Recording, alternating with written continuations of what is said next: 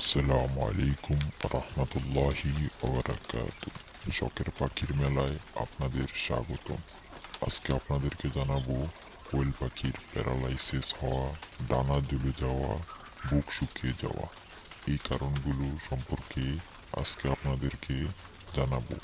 মানে এদেরকে কি চিকিৎসা করবেন এই রোগ দেখলে, এবং কি কি ঔষধ দিবেন চলুন জেনে নেই। প্রথমত, প্যারালাইসিস হলে কি? প্যারালাইসিস হওয়ার কারণ হলো ভিটামিন বি এর অভাবে। বি এর অভাবে পাখির পা ফুলে যায়, প্যারালাইসিস হয়। আর এই রোগের সমাধান হলো আপনি থায়োবিন।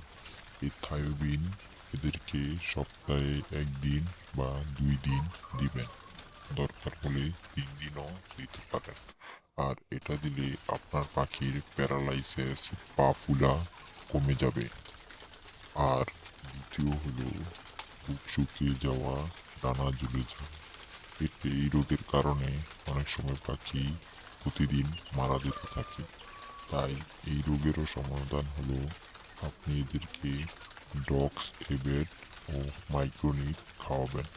সকালে দিবেন ডক্স এবেট আর সন্ধ্যায় দিবেন মাইক্রোনিট। এই দুই টাইমে দিবেন, দুটোটা একসাথে দিবেন না।